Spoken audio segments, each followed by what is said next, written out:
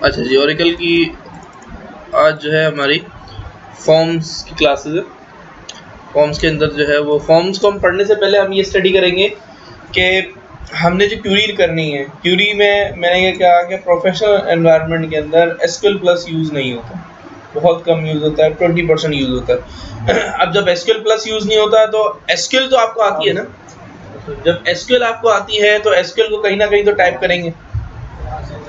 SQL कहाँ type करेंगे? SQL के लिए हम यूज करेंगे कुछ थर्ड पार्टी टूल, ठीक है। ओरेकल डेटाबेस से कनेक्ट करने के लिए एसक्यूएल डेटाबेस से कनेक्ट करने के लिए हम एक टूल यूज करेंगे, थर्ड पार्टी टूल, ठीक है। एसक्यूएल प्लस की जो स्क्रीन है, जो एसक्यूएल प्लस आपने यूज किया इस लोगो को, इस लोगो पे को डबल क्लिक करके आप जो है वो कनेक्ट कर हो जाते थे डेटाबेस से।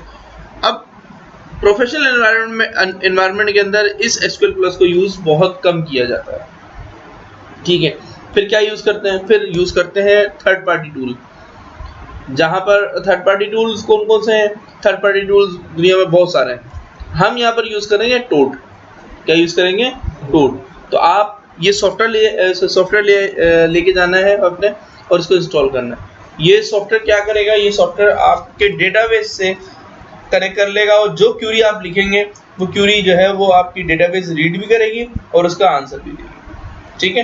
ये काम कैसे करता है और इसकी कनेक्टिविटी कैसे है ये मैं आपको बता देता हूं।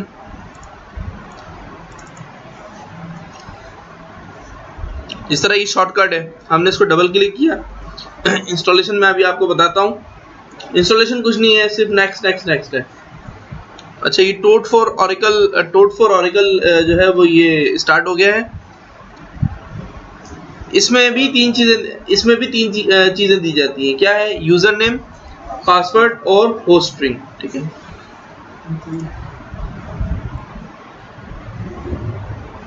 सर इसमें तो की भी मांगते हैं, लाइसेंस की भी मांगते हैं। लाइसेंस की मैं आपको दूंगा ना।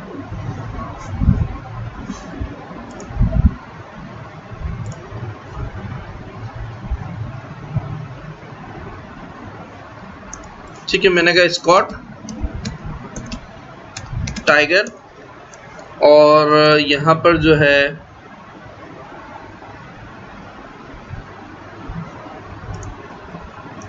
मैं कनेक्ट करूंगा वो लिसनर।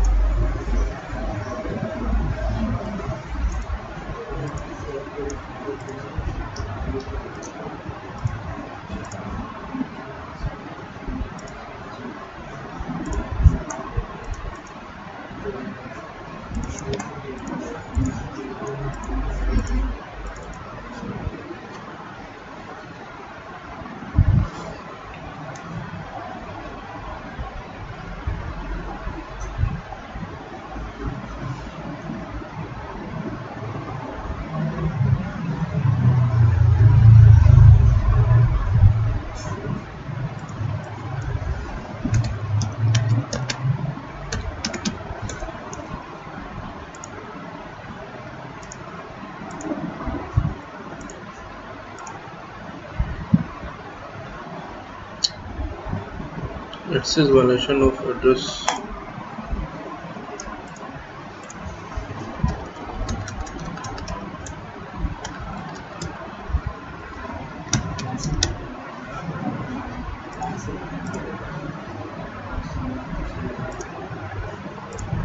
इसमें कोई एरर दे रहा है।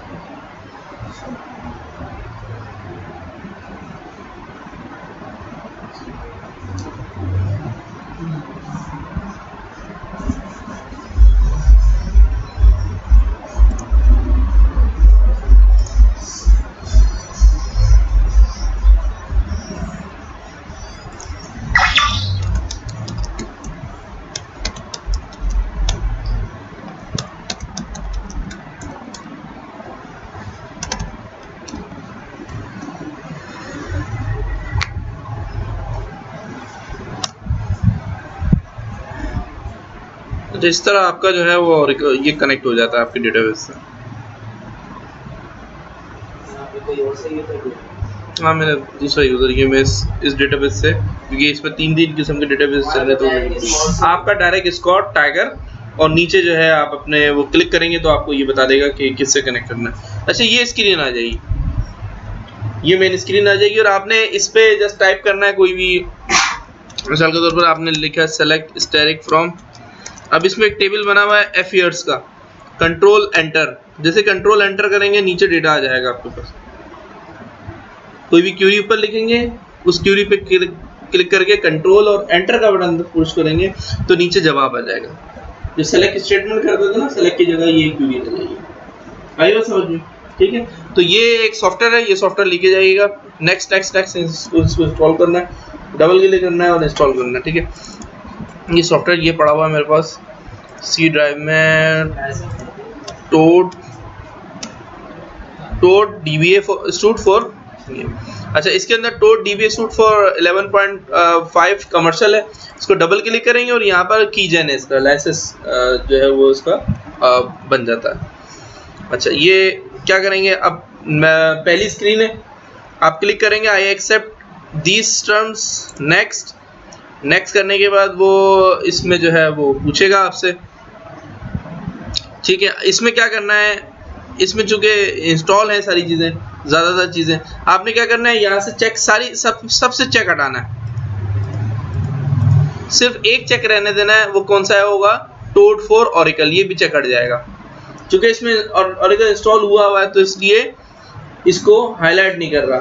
आप किस पे चेक लगा के रखोगे, सिर्फ और सिर्फ टोड फॉर ओरेकल पे। देखो यहाँ पर इंस्टॉल्ड लिखा हुआ है ना, इसका मतलब ये सिस्टम में इंस्टॉल है। लेकिन जब आप फर्स्ट टाइम इंस्टॉल करोगे तो ये आपको इंस्टॉल नजर नहीं आ रहा होगा, बल्कि यहाँ पर आप चेक लगाओगे और इसको ऐसे नेक्स्ट कर दोगे, वो इंस्टॉल हो जाएगा। एंड में जब आप इसको डबल क्लिक करोगे, ये आपके अपना डेस्कटॉप पे आ जाएगा। जब आप इसको डबल क्लिक करोगे तो वो आपसे पूछेगा, क्या पूछेगा, लाइसेंस की। क्या पूछेगा, लाइसेंस की। लाइसेंस की आपके पास ये मैं आपको दे रहा हूँ, डबल क्लिक करोगे तो ये आपको की जन करेगा। अब यहाँ पर साइड मैसेज, अब साइड मैसेज को देना है, आप अपना नाम लिख दो। मैंने अपना नाम लिख दिया फैसल। अच्छा, फैसल नाम लिखा। अब ये कह रहा है please select product type. Product type कौन सी सेलेक्ट करना है, तो क्लिक करोगे तो आपको कौन सा सेलेक्ट करना है, टोड। क्या सेलेक्ट करना है, टोड। जैसे टोड सेलेक्ट करोगे, जनरेट करोगे तो यहाँ पर एक सीरियल नंबर जनरेट हो गया। इस सीरियल नंबर को जब उसको डबल क्लिक किया, वो आपसे सीरियल नंबर मांग रहा है, तो सीरियल नंबर वहां पर दे दोगे। ठीक है, और जो साइड मैसेज आपने खुद लिखा है वो साइड मैसेज, सेकंड लाइन पे साइड मैसेज दे दोगे तो ये आपके पास चल जाएगा। आई बात समझ? तो एक तो ये सॉफ्टवेयर आप लोग ले जाना। ठीक है, आज जो है वो हमारा टॉपिक है ओरेकल फॉर्म बिल्डर का। फॉर्म्स कैसे बनाए जाते हैं। मैं एक छोटा सा फॉर्म स्कॉट और टाइगर से बना के दिखाऊंगा आपको। इसके बाद फिर हम अपना जो जितने भी फॉर्म्स बनाएंगे वो फॉर्म्स बनाएंगे हम अपने सॉफ्टवेयर के हवाले से, जो हम सॉफ्टवेयर जिस पे हम काम करेंगे। ठीक है, थोड़ी सी डिस्कशन हमारी फॉर्म्स पे होगी अभी, और बाकी डिस्कशन जो है हमारी सॉफ्टवेयर के हवाले से होगी। सॉफ्टवेयर में क्या बनाएंगे, कैसे बनाएंगे और क्या क्या चीज़ें बनाएंगे। ठीक है, हम एक काम करते हैं, हम इसको बंद करते हैं सब चीज़ों को। अच्छा, रिपोर्ट डेवलपर और डेवलपर सूट तो सबके पास इंस्टॉल होगा आप लोगों के पास, ठीक है। वहीं पर बिन के फोल्डर में एक FRM बिल्डर भी होता है। FRM बिल्डर को सेंड टू डेस्कटॉप कर लीजिएगा ताकि बार बार आपको वहां पर जाने की जरूरत ना पड़े और आप डेस्कटॉप से ही फॉर्म बिल्डर चला सके। सॉरी, रन नहीं हो रही। विंडोज कौन सी है? 7। और ये कौन सा है? राइट क्लिक करके कंपैटिबिलिटी चेंज करके किया आपने? नहीं, इसमें भी करोगे, इसमें भी होगा, ठीक है। जब आप उस पर कर रहे हो तो इसमें भी यही करना पड़ेगा, राइट क्लिक करके कंपैटिबिलिटी चेंज करके। रन नहीं हो रहा मतलब फॉर्म बन रहा है, रन नहीं हो रहा। अच्छा, फॉर्म बन रहा है, रन नहीं हो रहा, ये गलत बहस है, लेकिन उसका भी तरीका मैं आपको बता देता हूँ, ठीक है। अच्छा, करना ये है कि देखिए ये फॉर्म बिल्डर है, ये आपने बिन के फोल्डर में जहां आपने ऑरेकल इंस्टॉल किया ना सी डेवलपर सूट के अंदर, वहां पर बिन का फोल्डर होता है, वहां पर आप FRM बिल्डर मौजूद होता है। वहां पर आप सेंड टू डेस्कटॉप करते हैं और साथ साथ आप स्टार्ट पे जाएं, ऑल प्रोग्राम पे जाएं और यहाँ पर आपने जहां पर डेवलपर सूट इंस्टॉल किया हुआ, मेरे पास डेवलपर सूट भी इतने सारे हो गए, तो एक डेवलपर सूट जो पहला डेवलपर सूट है ऑरेकल डेवलपर सूट 1, यहाँ पर क्लिक करेंगे और बल्कि ये रहा ऑरेकल डेवलपर सूट 1। यहाँ पर डिजाइनर है, डिजाइनर फॉर्म डेवलपर है। फॉर्म डेवलपर पे आएंगे तो फॉर्म डेवलपर पे भी आपको नजर आ जाता है फॉर्म बिल्डर। इसको राइट क्लिक करके यहाँ से भी सेंड टू डेस्कटॉप किया जा सकता है, सेंड टू डेस्कटॉप। लेकिन साथ साथ इसको तो कर रहे हो, इसके साथ साथ शट डाउन OC4J इंस्टेंस और स्टार्ट OC4J इंस्टेंस, इन दोनों को भी सेंड टू डेस्कटॉप कर देना, क्योंकि इस OC4J को चलाए बगैर आप फॉर्म रन नहीं कर सकते। अपना बना तो लोगे, फॉर्म रन नहीं कर सकते। फॉर्म रन करने के लिए क्या करना पड़ेगा आपको? OC4J अप करना पड़ेगा, OC4J अप करना पड़ेगा। OC4J जब अप हो जाएगा तो आपके पास ये बाय डिफॉल्ट OC4J यहाँ पर ऑन हो जाएगा। फिर आप फॉर्म पे काम करते रहो, टेस्ट करते रहो, चलाते रहो, वर्किंग करते रहो, सारी चीजें करते रहो, ठीक। अब हम चलते हैं अपने इस डेवलपर सूट पे। इस डेवलपर सूट को डबल क्लिक किया तो इसके अंदर फॉर्म बिल्डर को हमने डबल क्लिक किया। तरीकाकार वही है, फॉर्म बिल्डर ऑन हो गया। पहले हमने रिपोर्ट बिल्डर ऑन किया था। रिपोर्ट बिल्डर में डेटा मॉड्यूल होता है, पेपर लेआउट होता है, ठीक है ना, और क्या होता है? पैरामीटर फॉर्म होता है, पैरामीटर फॉर्म। इसी तरह इसके भी कुछ अपने जो है वो इंग्रेडिएंट्स है, अपनी चीजें ऑन करेंगे तो बाय डिफॉल्ट उल्टे हाथ पे देखेंगे फॉर्म्स के अंदर एक मॉड्यूल 1 अप हो जाता है। अब आपको मैं ये मॉड्यूल 1 पे क्लिक करके इसको डिलीट करके दिखाना चाह रहा हूँ कि भाई ये क्या है। फॉर्म बिल्डर के अंदर आप फॉर्म भी बना सकते हो, आप मेन्यू भी बना सकते हो और आप PLSQL लाइब्रेरी भी बना सकते हो। क्या क्या बना सकते हो? फॉर्म बना सकते हो, मेन्यू बना सकते हो, PLSQL लाइब्रेरी बना सकते हो। लेकिन हम अभी क्या पढ़ने बैठे हैं? हमें भी फॉर्म पढ़ने बैठे तो हम फॉर्म पे क्लिक करेंगे, ठीक है, और इसको प्लस कर देंगे। तो हुआ ये कि वही जो चीज हमने गायब की थी वो वापस आ गई। इसका मतलब ये है कि आपका फॉर्म बिल्डर जो है वो यहाँ से स्टार्ट होता है मॉड्यूल 2 से और जाता कहाँ तक है? विंडोज तक जाता है। कहाँ से स्टार्ट होता है? मॉड्यूल 2 से और कहाँ तक जाता है? विंडोज तक जाता है। क्लियर है? ये बात क्लियर है? ठीक है। अब हम क्या करने बैठे हैं? हम यहाँ पर आपको जो है वो एक सिंपल सा एक फॉर्म बताता हूँ मैं, फॉर्म बनाने का तरीका, जो कि डेटाबेस से कनेक्ट नहीं है, सिंपल सा एक फॉर्म है और उसको रन भी करेंगे, जो कि डेटाबेस से कनेक्ट नहीं होगा। डेटाबेस से कनेक्ट रन टाइम पे होगा, लेकिन डेटाबेस से कोई चीज उसकी फील्ड उठ के नहीं आ रही होगी। क्लियर है?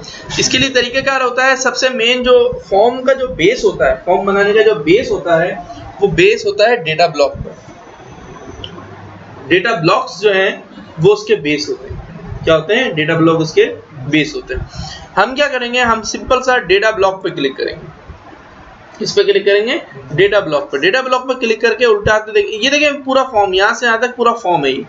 हम क्या करेंगे? डेटा ब्लॉक पे क्लिक करेंगे और उल्टे हाथ पे ये प्लस का साइन, तो ये क्या कह रहा है? New data block. भाई create a new data block, use the data block wizard या build a new form new data block manually.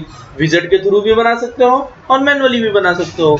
तो हम क्या करेंगे? अभी सिंपल मैनुअली बनाते हैं, हम मैनुअल बनाते हैं। तो आपने जैसे क्लिक किया तो उल्टा हाथ पे देखो डेटा ब्लॉक के अंदर एक ब्लॉक बन गया। इस ब्लॉक का नाम क्या है? ब्लॉक 2। क्या बन गया ये? ब्लॉक 2। अच्छा, ब्लॉक 2 के अंदर आप चीजें देखोगे तो वो कह रहा है एक होता है ट्रिगर्स, एक होता है आइटम, एक है रिलेशन।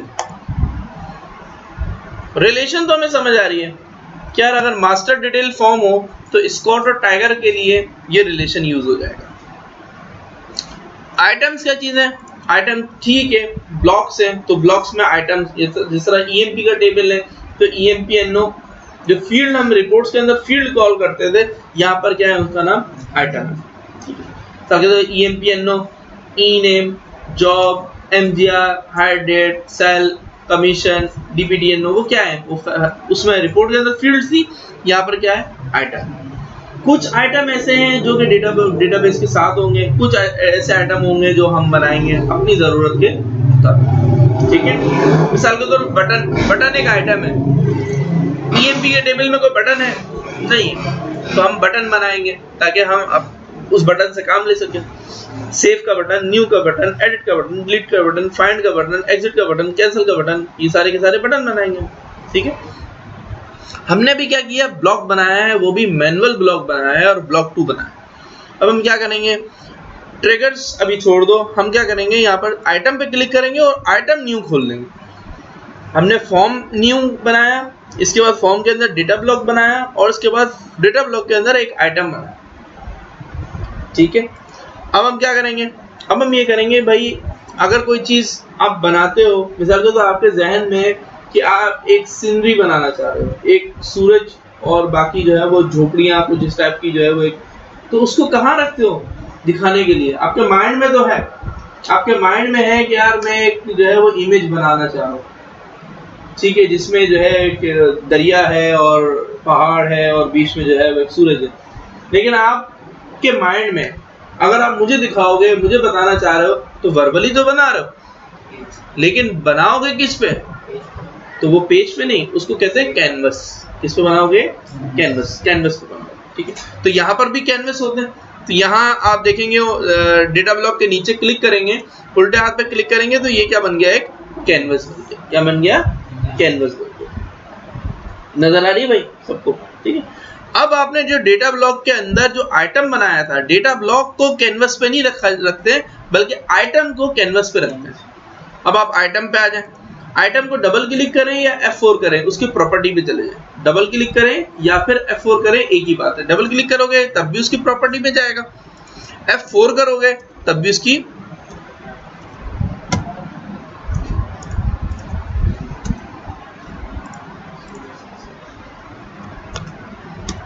इसकी प्रॉपर्टी में जाएगा, ठीक है।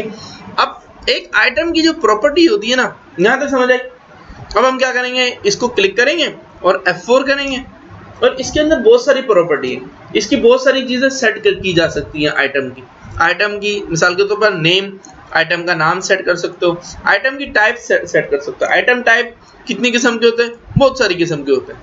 इसके अंदर इमेज भी होती है, लिस्ट आइटम भी होते हैं, पुश बटन्स भी होते हैं, रेडियो ग्रुप होते हैं, टेक्स्ट आइटम बाय डिफॉल्ट होता है, यूजर एरिया होता है, एक्टिवेस कंट्रोल होता है। एक्टिवेस कंट्रोल से क्या होता है कि आप अपने फॉर्म पे कोई वीडियो भी चला सकते हो, आप अपने फॉर्म पे एक वीडियो, चलती हुई वीडियो भी चला सकते हो।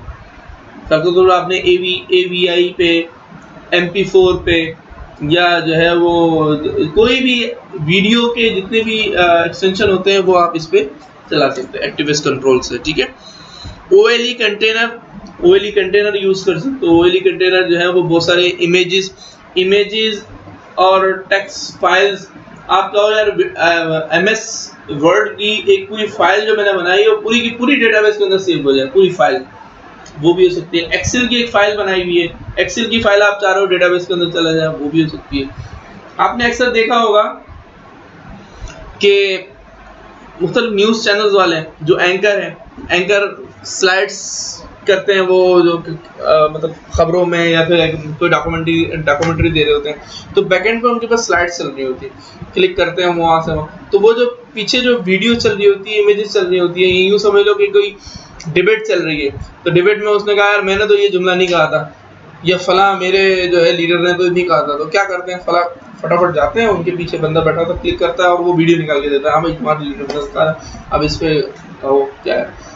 तो वो वीडियोस कहाँ से आती है, वो वीडियो डेटाबेस के अंदर सेव होती है। बस सर्च कंडीशन जैसे लगाते हैं वो वीडियो उठ के आ जाती है और वो दिखा दी जाती है। मिसाल के तौर पर इतनी लाखों वीडियोस होती हैं, आप किसी फोल्डर में रख दो और आप उस वक्त कहो यूजर को यार निकालना था ये वीडियो, फला बंदे ने ये वीडियो कही थी, तो निकाल सकते हो? नहीं निकाल सकते। तो कैसे मुमकिन है? डेटाबेस से मुमकिन है। डेटाबेस में बनी है, एक सॉर्टिंग में रखी हुई है, क्लिक करते हैं वो फिर निकल के आ जाती है। तो वो उसके लिए जो है वो आप user area, activist control, OLE container, sound इसमें सेव करवा सकते हो। मिसाल के तौर पर एक फॉर्म है जो कि जिसमें एम्प्लॉय आता है, हैंड स्कैनिंग करता है और जाता है, तो हैंड स्कैनिंग करता है तो उसकी अटेंडेंस लग जाती है। हैंड स्कैनिंग के वक्त वो सिस्टम आपको बोलता है वेलकम और जाते हुए कहता है गुड बाय। तो वेलकम और गुड बाय ये फील्ड फॉर्म पे लगाई जाती है ताकि वो ऑडियो भी इसमें रिकॉर्ड हो सके, ऑडियो रिकॉर्ड हो सके, ऑडियो चल सके। तो उसके लिए साउंड, ये चूंकि ऑब्सोलीट हो गया है, देखो इसमें बहुत सारी चीजें ऑब्सोलीट भी लिखी हुई है, लेकिन काम होता है। ऑब्सोलीट उस चीज को कहते हैं जो कि खत्म हो गई, पुराने मतलब फॉर्म 6i के अंदर थी। 6i का फॉर्म जब 11G या 10G पे ले जा रहे हो तो वो चीज बिल्कुल तो खत्म नहीं हो सकती ना, तो क्या कहते हैं यार ऑब्सोलीट हो गई है, इसके बाद जो वर्जन आएगा उसमें ये नहीं होंगी, तो इसको खत्म कर दो। तो आप देखोगे नीचे 4 चीजें हैं जो आप देखोगे ये सारी की सारी ऑब्सोलीट हो गई हैं। एक्टिविस्ट कंट्रोल ऑब्सोलीट हो गया है, ओएलई कंटेनर ऑब्सोलीट हो गया है, साउंड ऑब्सोलीट हो गया है और वीबीएक्स कंट्रोल ऑब्सोलीट हो गया है। अब इन 4 चीजें जो होती थी, वीडियो सेव करवाते थे, ऑडियो सेव करवाते थे, पूरी की पूरी इमेजेस, पूरी टेक्स्ट फाइल, पूरे वर्ड की फाइल वो इसके अंदर सेव होती थी। तो अब इसका रिप्लेसमेंट क्या लेके आए? तो रिप्लेसमेंट कह रहा है भाई हम एक चीज खत्म कर रहे हैं तो रिप्लेसमेंट भी देना। कह रहे हैं ये 4 चीजों की जगह आप यूजर एरिया ले लो। क्या ले लो? यूजर एरिया ले लो, आपका काम हो जाएगा। इसका मतलब 4 चीजें खत्म करके उन्होंने क्या की है, 4 मुख्तलिफ टाइप्स के लिए डिफरेंट चीजें यूज करो। इसकी जगह कह रहा है कि यूजर एरिया ले लो, यूजर एरिया से आपके मसले हल हो जाएंगे। यूजर एरिया है, ठीक है, समझ आ रही है? हायरार्किकल ट्री ये भी यूज होता है। हायरार्किकल ट्री क्या होती है, ठीक है, और display item, check boxes, chart item, bean area, ये सब यूज होता है। लेकिन बाय डिफॉल्ट जब आप कोई डेटा ब्लॉक के अंदर कोई फील्ड बनाते हो तो उसकी डेटा टाइप क्या होती है, उसकी जो अपना आइटम टाइप होती है टेक्स्ट आइटम। क्या होता है? Text item. देखिए, ठीक है, हम बात कर रहे हैं तो इसके बहुत सारे इनेबल है, ये फील्ड नहीं है। जस्टिफिकेशन क्या है, मतलब इसमें जो फील्ड, इसमें जो वर्ड लिखा हुआ है वो वर्ड जो है वो लेफ्ट है, राइट है या सेंटर पे आ रहा है, तो ये यहाँ से होती है, ठीक है। मल्टीपल लाइन, जिस तरह एड्रेस के जो एड्रेस कहीं पे लिखा जाता है तो एड्रेस क्या होता है, एक लंबी सी लाइन खींच लो तो वो एड्रेस उसमें बाद इसका मतलब फॉर्म के अंदर वो मल्टीपल लाइन में, देखिए अगर कोई बड़ा एड्रेस हो तो उस पर टाइप करते करते यूजर नीचे वाली लाइन पर उतर जाता है, तो एक लाइन को थोड़ा सा बड़ा करके उसको मल्टी लाइन भी कर सकते हैं कि एक वर्ड के अंदर मल्टीपल लाइन भी सेव हो जाए, ठीक है भाई। रैप स्टाइल वर्ड है, कैरेक्टर है, ये है। केस रिस्ट्रिक्शन मिक्स्ड, यानी कि हमने कहा यार डेटाबेस में सेव हो, यूजर जो है वो स्मॉल, यूजर का कैप्स लॉक ऑन हो या ऑफ हो, डेटा जो है वो अपर केस में ही जाए, इसमें जो भी लिखे डेटा अपर केस में ही जाए, तो उससे क्या है ये इसमें अपर, लोअर और मिक्स में क्या होगा, स्मॉल, कैपिटल, जो लिखना चाहे लिख सकता है। लेकिन अपर में अगर आप फिक्स बनाना चाह रहे हो तो यूजर अगर स्मॉल में भी लिखेगा, यहाँ पर कैप्स लॉक बंद करके भी लिखेगा, तो डेटाबेस किस में लेगा, अपर में। क्लियर है भाई? कंसील्ड डेटा कहलाता है। कंसील्ड डेटा अगर मैं यस कर दूं ना तो पासवर्ड के लिए आपने देखा होगा स्टैटिक, तो वो स्टैटिक किसी भी फील्ड में लानी हो तो वो कंसील्ड डेटा उसका यस कर दिया जाए, ठीक है। हम अच्छा, जो अहम चीजें वो मैं बताता हूँ आपको। नेविगेशन भी इसमें होती है। नेविगेशन, कीबोर्ड नेविगेशन, मिसाल के तौर पर यूजर कहता है यार एंटर पे जो है वो इस फील्ड पे एंटर पे कर्सर आए या नहीं आए, तो ये देखते हैं भाई ये एंटर पे इस फील्ड पे कर्सर ना आए, इस फील्ड पे स्किप कर जाए, तो इस टाइप की प्रॉपर्टी भी इस पे हो सकती है। डेटा टाइप क्या डिफाइन है, डेटा टाइप इसमें चेंज भी कर सकते हो। बाय डिफॉल्ट तो वही डेटा, चूंकि जब डेटा ब्लॉक बनाएंगे आप टेबल के थ्रू, तो टेबल के थ्रू जब डेटा ब्लॉक बनाएंगे EMPNO ENAME उठाएगा तो वो डिफॉल्ट के तौर पर उसी की डेटा टाइप उठा लेगा, अगर कैरेक्टर है तो कैरेक्टर उठा लेगा और लेंथ भी उसकी वही रख देगा। लेकिन जब आप मैनुअली हर चीज़ मैनुअली बना रहे हो तो आपको एक एक चीज़ यहाँ पर डिफाइन करनी पड़ेगी, ठीक है। यहाँ पर आते हैं रिक्वायर्ड नो है, तो रिक्वायर्ड नो का मतलब अगर रिक्वायर्ड यस कर दूँ तो इस फील्ड के अंदर डेटा डाले बगैर ये फॉर्म सेव नहीं हो सकता, होता ना। अगर ये फील्ड ब्लैंक छोड़ दी जाए तो फॉर्म सेव ना हो, तो ये रिक्वायर्ड, इसको यस कर दो तो ये सेव नहीं होगा, ठीक है। अच्छा, यहाँ पर एक मेन चीज़ है कैलकुलेशन मोड, या इस तरह से जाके आप पढ़ोगे कि क्या चीज़ है। यहाँ पर एक प्रॉपर्टी होती है कैनवस की। क्या प्रॉपर्टी होती है? कैनवस की। तो कैनवस अगर मैं ऊपर टाइप करूंगा ना यहाँ पर फाइंड पे, तो यहाँ पर दे देगा भाई कैनवस। तो इस फील्ड को किस कैनवस पे रखना है, जैसे क्लिक किया तो वो कैनवस हमने एक बनाया था वहाँ पर, तो वो कैनवस बता दिया भाई कैनवस 4 है, ठीक है, ओके, ठीक है। तो हमने एक फील्ड बना के, एक आइटम बना के उसको कैनवस डिफाइन कर दिया। अब अगर F2 करोगे ना आप, अच्छा कैनवस पे डबल क्लिक करो तो वो कैनवस खोल देगा। कैनवस पे क्या होगा, इस फील्ड, ये फील्ड रखी होगी कैनवस पे, ये आपका फॉर्म लेआउट है जहां पर आप फॉर्म बनाते हो, इस पे ये फील्ड आ गई, ठीक है। अब आप इसको रन करो तो कहेगा कनेक्ट करो, रन कनेक्ट होने से बगैर, मैंने कहा ठीक है कनेक्ट करते हैं, मैंने कहा स्कॉट और टाइगर। हालांकि इस फील्ड का ताल्लुक स्कॉट टाइगर से नहीं है, ये तो जस्ट एक फील्ड बनाई है, लेकिन फॉर्म जब भी चलेगा बगैर कनेक्ट हुए नहीं चलेगा। अब ये कह रहा है कि भाई HTTP listener is not running. होता ये है कि 10G का जो फॉर्म होता है वो चलता है इंटरनेट एक्सप्लोरर। 6i जो पुराना वर्जन था, 6i का वर्जन तो कंट्रोल R करोगे वो चल जाता था, लेकिन ये किस पे चलता है, ये चलता है इंटरनेट एक्सप्लोरर पे। इसको कोई भी एक्सप्लोरर चाहिए, और ये इसलिए है कि मल्टीपल जगहों से मल्टीपल लोग कनेक्ट हो सकें। लाजमी नहीं है कि जो यहाँ पर बैठा हुआ वही करें। इस 10G के अंदर, 11G के अंदर ये स्पेशलिटी है कि अगर एक बंदा यहाँ बैठा हुआ है और एक बंदा दुबई में बैठा हुआ है, तो एक ही वक्त में दुबई वाला भी इसी डेटाबेस से कनेक्ट हो सकता है वाया इंटरनेट, ठीक है भाई। तो कह रहा है भाई HTTP लिसनर इसका ऑन नहीं हुआ हुआ। HTTP लिसनर जब ऑन हो जाएगा तो क्या करेगा, ये इंटरनेट के थ्रू, मतलब ये आप पे भी बाहर भी बात करना स्टार्ट कर देगा, ठीक है।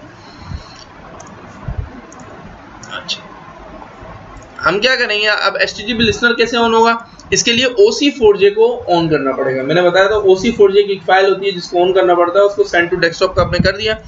तो स्टार्ट मैंने यहाँ पर रखा हुआ था, एक शटडाउन OC4J और एक स्टार्ट OC4J, एक स्टार्ट OC। चूंकि हम फॉर्म बिल्डर पे काम कर रहे हैं तो स्टार्ट OC4J पे क्लिक करेंगे तो ये कहेगा भाई ये स्टार्ट OC4J हो रहा है। यहाँ पर इनिशियलाइज कह देगा, ये देखें एंड में इनिशियलाइज कह दिया। अब इनिशियलाइज कर दिया, इसका मतलब है कि आप फॉर्म को रन भी कर सकते हो जो आपने फॉर्म बनाया है, लेकिन ये आप रहेगा जब तक आप फॉर्म पे काम कर रहे हो, आप अपनी टेस्टिंग कर रहे हो, इसको आप करके नीचे छोड़ दो। अब इसको बंद करोगे तो ये फॉर्म रन होना बंद होगा, ठीक है। अब चलाएं इसको, अब इसको चलाएंगे तो क्या होगा कि ये फॉर्म रन हो रहा है। अब फॉर्म किस पे रन हुआ, फॉर्म इंटरनेट एक्सप्लोरर पे रन हुआ, और ये कह रहा है कि भाई ये इंटरनेट एक्सप्लोरर और उस पर ये फॉर्म रन हो गया। जब प्रोटोकॉल एडॉप्टर एरर दे रहा है, इसका मतलब है स्कॉट और टाइगर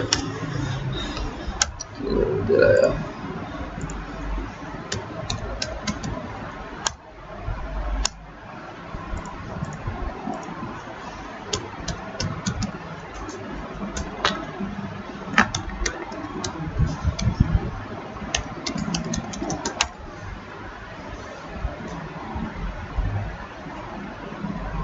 वजह ये थी कि आपके पास एक ही डेटाबेस होगी, यहाँ पर मेरे पास मल्टीपल डेटाबेसेस है, तो वो उसको किस डेटाबेस से कनेक्ट करना है तो मुझे देना पड़ा थर्ड में, ठीक है। आप लोग स्कॉट टाइगर लिखोगे क्योंकि आपके पास एक ही डेटाबेस होगी। अगर आप लोगों ने एक गलत इंस्टॉल कर दिया, दूसरे की जरूरत पड़ी, तब तो वो कंफ्यूज करेगा। लेकिन अगर आपके पास एक ही डेटाबेस आपके पास अच्छी चल रही है और रिपोर्ट भी आपके पास कनेक्ट हो गई स्कॉट टाइगर से, तो ये भी आपके पास कनेक्ट हो जाएगा, आपको एरर नहीं देगा, ठीक है। अच्छा भैया अगर गौर से देखें तो ये तो एक फील्ड बन गई है, ठीक है। इस फील्ड में आप डेटा डाल लें, समझ आए। तो ये एक फॉर्म, एक सिंपल सा फॉर्म मैंने बताया, ये फॉर्म होता है। अब हम इसको बंद करते हैं, सब बंद कर देते हैं, ठीक है। हम यहाँ आए, हमने डबल क्लिक किया, ठीक है, यहाँ पे आ गए। अब यहाँ पर आ गए तो आपके पास सबसे पहले डेटा ब्लॉक पे आओगे। किस पे आओगे? डेटा ब्लॉक पे। डेटा ब्लॉक पे आके डबल क्लिक करोगे, ये क्या है? ये पहला फॉर्म है, मतलब आप फॉर्म बनाने जा रहे हो। डबल क्लिक किया, डेटा ब्लॉक पे आए, डबल क्लिक किया, use the data block wizard, तो इसमें हम किस पे जाएंगे? डेटा ब्लॉक विजार्ड पे जाएंगे। ओके, कह रहा है welcome to the data block wizard. Next, कह रहा है टेबल या व्यू के थ्रू बना रहे हो या स्टोर्ड कोई प्रोसीजर बनाया हुआ आपने? मेरा नहीं यार, मेरे पास टेबल्स है, उस टेबल्स को यूज करते हुए मैं फॉर्म बनाऊंगा, या फिर व्यू होंगे तो व्यू के जरिए फॉर्म बनाऊंगा। मैंने कहा नेक्स्ट। कह रहा है कि भाई टेबल या व्यू का नाम तो बता दो, या तो यहाँ पर EMP आप लिख लो, या फिर ये है कि ब्राउज करो। ब्राउज करोगे तो ये कहेगा कनेक्ट, क्योंकि मैंने अभी जब डबल क्लिक किया तो मेरा सबसे पहला काम क्या करना चाहिए था? मुझे कंट्रोल जे से इसको कनेक्ट कर लेता। लेकिन जब ये मैंने ब्राउज किया तो अभी क्या किया इसने टेबल्स उठाने गया। टेबल्स उठाने के लिए लाजमी कोई ना कोई यूजर ID पासवर्ड चाहिए होगी ना, तो मैंने कहा स्कॉट टाइगर। अब देखोगे और से तो इसमें बोनस का एक टेबल है, DPT का टेबल है, डमी EMP हमने वो बनाया था, व्यू बनाया था, EMP का एक टेबल है। मैंने कहा एक EMP का टेबल है, उसको पकड़ लेता हूँ, EMP का टेबल चाहिए मुझे। ओके, कह रहा है EMP के टेबल में इतने सारे कॉलम है, कौन कौन से कॉलम चाहिए? मैंने कहा सारे कॉलम चाहिए। नेक्स्ट, कह रहा है भाई ये डेटा ब्लॉक का नाम EMP रखूं? मैंने कहा हाँ ओके। फिर कह रहा है कि create the data block then call layout wizard. Data block को बना दिया, अब इसको कैनवस पे रख के लेआउट विजार्ड बनाना है या फिर just create the data block करना है? मैंने कहा नहीं, जब विजार्ड के थ्रू कर रहे हो तो फिर सारा काम करो। Next, finish. अब क्या है? अब इसका welcome to the layout wizard. पहले कौन सा विजार्ड था? डेटा ब्लॉक विजार्ड था। अब क्या है? लेआउट विजार्ड है। नेक्स्ट। नेक्स्ट में ये कह रहा है कि भाई कैनवस कौन सा है? आप न्यू कैनवस पे काम करोगे या कोई ऑलरेडी इसमें बना हुआ कैनवस हो? मैंने कहा नहीं, न्यू कैनवस होगा और उस कैनवस का नाम क्या होगा? कंटेंट कैनवस होगा। वैसे इसमें जो कैनवस होते हैं वो होते हैं 5 किस्म के कैनवस होते हैं, ये आगे पढ़ोगे, ठीक है। पहले क्या है? बाय डिफॉल्ट कौन सा कैनवस होता है? जब भी फॉर्म बनाया जाता है तो बाय डिफॉल्ट कौन सा कैनवस होता है? कंटेंट कैनवस होता है। कौन सा कैनवस होता है? कंटेंट कैनवस होता है। बाय डिफॉल्ट किसी भी फॉर्म पे कौन सा कैनवस होता है? कंटेंट कैनवस होता है। फिर नेक्स्ट, तेरा डेटा ब्लॉक में तो आपने यही फील्ड उठा ली थी, कैनवस में कौन कौन सी फील्ड रखनी है? मैंने कहा सारी रखनी है। डिस्प्ले कौन कौन से कराने? मैंने कहा सारे। नेक्स्ट। अच्छा, इसकी हेडिंग वगैरह चेंज करनी है? मैंने कहा नहीं, हेडिंग चेंज नहीं करनी। विड्थ चेंज करनी है? मैंने कहा विड्थ, क्योंकि ये बहुत बड़ा, मैंने कहा नहीं, कुछ नहीं करना। नेक्स्ट। कह रहा है यार फॉर्म लाइक बनाना है या फिर टेबलर बनाना है? अगर फॉर्म लाइक देखोगे तो इसकी पिक्चर देखो, और टेबलर मैंने किया तो इसकी पिक्चर देखो। टेबलर में क्या हो गया? डेटा यू फ्लो हो गया। फॉर्म लाइक में एक एंट्री एक फॉर्म पे आ रही होगी।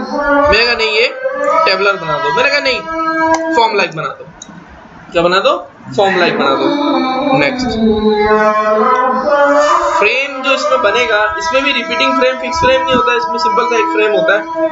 तो कह रहे फ्रेम का कोई टाइटल लिखना है? मैंने कहा लिख दो एम्प्लॉय इंफॉर्मेशन। कह रहा है कि फॉर्म लाइक बनाया है तो फॉर्म लाइक में एक वक्त में कितने रिकॉर्ड डिस्प्ले होते हैं? एक। टेबलर में एक वक्त में कितने डिस्प्ले होते हैं? जितने आप चाहते हो।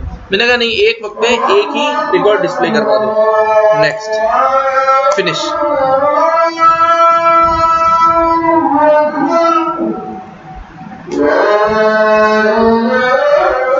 ये आ गया आपके पास। अच्छा, ये जैसे ही आता है तो सबसे पहला काम क्या करो? कंट्रोल एस करके इसको सेव करवा दो। अब सेव कहाँ करवाएंगे आप? और वहीं सेव करवाएंगे सी में, और अब बैच फॉर्म्स, इसका नाम लिख देंगे एम्प्लॉय इन्फो का एक फॉर्म बना दिया, ठीक है। जैसे हम वहां पर 2-3 चीजें करते थे, सबसे पहले कॉन्फाइन ऑफ करते थे और फ्लेक्स ऑफ करते थे, इसी तरह यहाँ पर भी एक काम करेंगे, यहाँ पर ये करेंगे कि आपको नजर आ रहा होगा ये फ्रेम के अंदर मौजूद है, फ्रेम को क्लिक करके, अच्छा हम नहीं कर रहे हैं, हम क्या कर रहे हैं, हमने कहा ठीक है यार फॉर्म ये रहा, हम इसको थोड़ा एडिंग सही कर देते हैं। हमने कहा नहीं यार ई नेम नीचे रखो, जॉब इसके नीचे लिखो, MGR ऊपर लिखो, हायर डेट यहाँ लिखो, सैलरी यहाँ आ जाए, कमीशन यहाँ आ जाए और एंड में डिपार्टमेंट नंबर आ जाए। और इसको क्लिक करके मैंने कहा इसको लेफ्ट अलाइन कर दो ताकि सेटिंग हो जाए। यहाँ पर आपने कर दिया, ओके, बड़ा अच्छा काम कर दिया। गलती से आपने क्या कर दिया, आपने इसको फ्रेम को आगे पीछे कर दिया। क्या किया उस फ्रेम ने, ऑटोमेटिक हुआ हुआ ये, वो आपकी जितनी भी फील्ड्स की सेटिंग है वो फ्रेम ने खुद करता है। तो सबसे पहले काम क्या करते हैं, इस फ्रेम की जो ऑटोमेटिक की सेटिंग है उसको क्या कर दोगे आप, मैनुअल कर देंगे, ठीक है। तो आप क्लिक करो, इसको क्लिक करके डबल क्लिक करो। देखो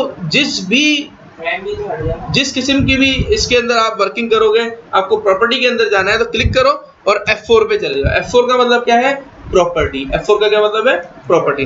तो F4 की प्रॉपर्टी तो क्या कह रहा है, अपडेट लेआउट, ऑटोमेटिक करना है लेआउट को, नहीं मैंने कहा जो मैं कर रहा हूँ वो करें। तो फिर मैंने कहा मैनुअल कर दो, क्या कर दो, मैनुअल कर दो, ठीक है, मैनुअल कर दिया। तो अब क्या करूँ, अब इसको कुछ भी करो, कोई मसला नहीं है। और मैंने कहा नहीं ठीक है यार, इसको थोड़ा नीचे ले जाता हूँ, एम्प्लॉय नेम को यहाँ, जॉब को यहाँ, MGR यहाँ, हायर डेट यहाँ, सैलरी यहाँ, कमीशन यहाँ और डिपार्टमेंट नंबर यहाँ। मैंने कहा आगे पीछे हो रहा है, इसको पकड़ा, इसको नहीं पकड़ा, किसको, हेडिंग्स को नहीं, इसको पकड़ा और इसको अलाइन लेफ्ट कर दिया, कंट्रोल S कर दिया। अब चलाओ,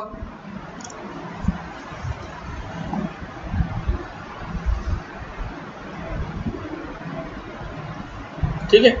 अब आपके पास एक फॉर्म हो गया, छोटा सा फॉर्म हो गया जिस पर आप काम करोगे। उसके ऊपर बाय डिफॉल्ट ऑरिकल के अपने बटन्स हैं। आप चाह रहे हो और मैं इस पर क्यूरी करना चाह रहा हूँ, तो यहाँ देखो, यहाँ पहले होता है एंटर क्यूरी और फिर क्या होता है, एग्जीक्यूट क्यूरी। आपने कहा एंटर क्यूरी, अब अगर इसमें एंटर क्यूरी करना चाह रहे हो, आपको यार एंटर क्यूरी किया ना, अब हमने कहा यार मुझे इसमें 7369 का डेटा चाहिए, तो 7369 क्या है, EMPNO। तो मेरी जो कर्सर है वो कहाँ है, EMPNO भी है। मैंने कहा 7369 और एग्जीक्यूट क्यूरी,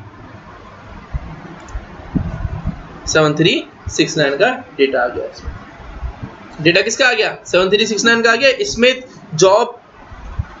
अच्छा, यहाँ पर अगर आप कोई काम करोगे तो ये क्या होगा, ये डेटाबेस के अंदर जाके सेव हो जाएगा। मिसाल के तौर पर मैं ये यहाँ इसमें अच्छा मैं इसको क्या करता हूँ, स्कॉट टाइगर, ठीक है। मैं कहता हूँ भाई सेलेक्ट ई नेम, सेलेक्ट स्टैटिक, ये बल्कि set lines 100, set pages 50, select static from EMP where EMPNO is equal to 7369। इसमें सैलरी कितनी, 800, फॉर्म पे आ गया। ये कौन देख रहा होगा, ये आप लोग देख रहे होंगे। यूजर के पास ये चीज नहीं होगी, यूजर के पास क्या होगा, यूजर के पास तो ये फॉर्म होगा। यूजर किससे आ रहा होगा डेटाबेस में, इस फॉर्म से आ रहा होगा। अब यूजर ने कहा यार 800 है ना, इसको मैं क्या कर देता हूँ 8000 करके सेव कर दो, ठीक है। तो नीचे देखो, नीचे लिखा हुआ है transaction complete, 1 record applied and save. अब इस क्यूरी को दोबारा लिखोगे, कितने आ गए सैलरी इसकी, 8000। फॉर्म पे आपने काम किया तो डेटाबेस के अंदर जाके चेंज हो गई। तो यूजर कैसे आएगा, यूजर जो आएगा, यूजर डेटाबेस पे जब आएगा तो कैसे आएगा, वो फॉर्म के जरिए आएगा, फ्रंट एंड से आएगा, ठीक है। अब देखो select static from EMP, data आ गया, कितने रिकॉर्ड है, 16 रिकॉर्ड है।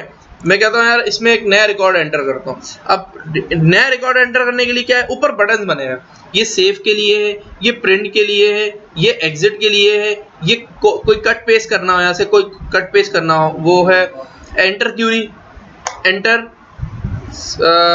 क्यूरी करके अगर कोई नंबर देना चाहो, या आप यहाँ पर इस फील्ड के नहीं के जरिए नहीं, किसी के भी जरिए आपका यार डिपार्टमेंट नंबर 20 का रिकॉर्ड देख लो, एग्जीक्यूट क्यूरी। अब डिपार्टमेंट नंबर 20 में सबसे पहले मजर आ गया। अब आपका यार सिर्फ मजर है नहीं, नेक्स्ट कोई नया रिकॉर्ड, मैंने यहाँ देखो नेक्स्ट रिकॉर्ड क्लिक किया, इसमें भी डिपार्टमेंट नंबर 20 का, नीचे देखो डिपार्टमेंट नंबर 20 ही चल रहा है। फिर नेक्स्ट किया, जोन्स आ गया, ये भी डिपार्टमेंट नंबर 20 का है। फिर नेक्स्ट किया, स्कॉट आ गया, फिर एडम्स आ गया, फिर फोर्ड आ गया, डिपार्टमेंट नंबर 20 में यही है।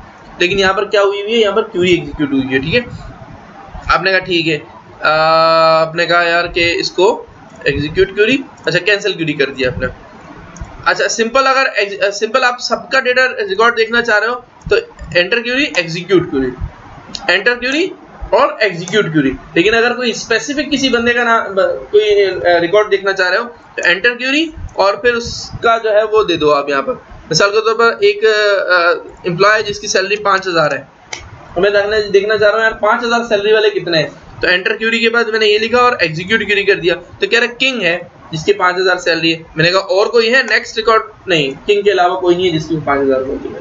तो इस टाइप की सर्चिंग है हर फील्ड से। ये क्या लग रहा है, ये वेयर क्लॉजेस लग रहा है, यूजर को थोड़ी पता, यूजर थोड़ी वेयर क्लॉज लग रहा है, वेयर क्लॉज कहाँ लग रहा है, ये बैकएंड पे लग रहा है। ठीक है, अब हम एक काम करते हैं, हम एक प्लस का इसमें क्या करते हैं, अच्छा हम एक काम करते हैं प्लस का साइन। प्लस का साइन मतलब एक नया रिकॉर्ड एंटर करते हैं। ठीक है, मैंने कहा रिकॉर्ड नया एंटर करते हैं, मैंने कहा कि भाई